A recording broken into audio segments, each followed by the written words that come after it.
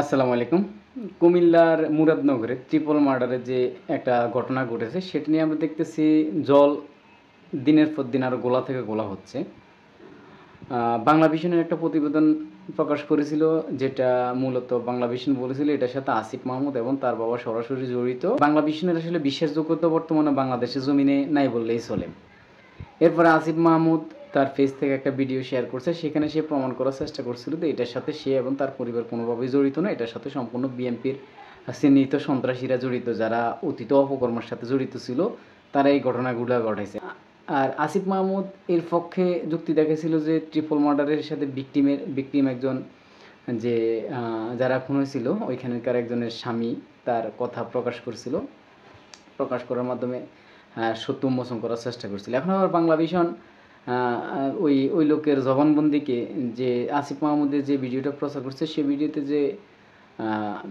যে ব্যক্তিটা সাক্ষ্য দিছিল সেই ব্যক্তির কথাগুলোকে মিথ্যা, এবং আসিফ মাহমুদের লোকেরা নাকি ওই লোককে হুমকি ধমকি দিয়ে কথাগুলো বলাইছে।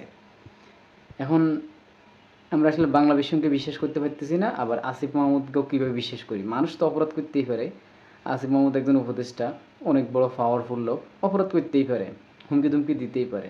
আমরা এই ঘটনাটা সত্য জানতে চাই, আর সত্য জানতে হলে আমাদের বিচার বিভাগীয় তদন্ত কমিটি গঠন করে এই হত্যাকাণ্ডের সঠিক রহস্য উদ্ঘাটন করতে হবে। যেই অপরাধী হোক, আসিফ মাহমুদ হোক, আসিফ মাহমুদের বাপ হোক, বা ওইখানকার যার দিকে আসিফ মাহমুদ আঙ্গুল তুলছে সেই হোক, এগুলো দেখার টাইম নেই। আমরা বিচার বিভাগীয় তদন্ত কমিটি গঠন করে অতি দ্রুত সময়ের মধ্যে এই হত্যাকাণ্ডের রহস্য উন্মোচন করতে হবে। যদি আসিফ মাহমুদ অপরাধী হয়, আসিফ মাহমুদের এবং তার বাবার বিচার করতে হবে যদি তারা জড়িত থাকে।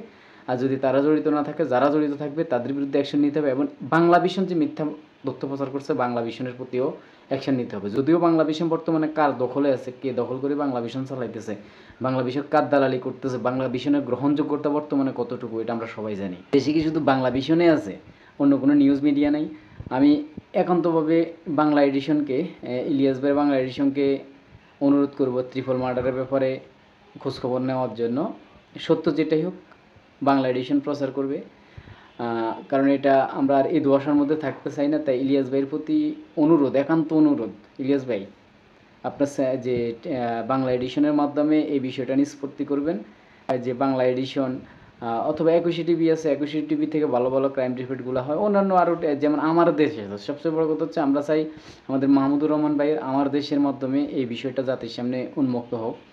আমরা আমার দেশে বিশ্বাস করতে পারি, একটা নির্ভরযোগ্য পত্রিকা, অনলাইন মিডিয়া, অনলাইনে তাদের ইউটিউব চ্যানেল আছে ভালো, তাদের প্রতিবেদনগুলো ভালো, তাদের অনুসন্ধানগুলো ভালো, খুব ভালো মানের, বিশ্বাস করা যায়। কিন্তু ইলিয়াস ভাইকে বলবো, ইলিয়াস ভাই আপনি অথবা মাহমুদুর রহমান ভাইকে বলবো, আপনারা একটু দয়া করে এই বিষয়টা নিয়ে একটু ভাবেন। আসিফ মাহমুদের আসলে যেভাবে আসিফ মাহমুদকে চারদিক থেকে ঘিরে ফেলা হয়েছে, মানে আসিফ মাহমুদকে আসলে রাজনৈতিকভাবে খুবই হেনস্থা করা হচ্ছে। যদি আপনারা যদি 24-এ শক্তি হয়ে যদি 24-এর শক্তি পক্ষে না দাঁড়ান, আমরা সত্য যেটাই হোক মেনে নিতে বাধ্য। যদি আসিফ মাহমুদের সাথে জড়িত থাকে তাহলে আসিফ মাহমুদকে অবশ্যই আপনারা শাস্তির আওতায় আনবেন এবং সত্য প্রকাশ করবেন।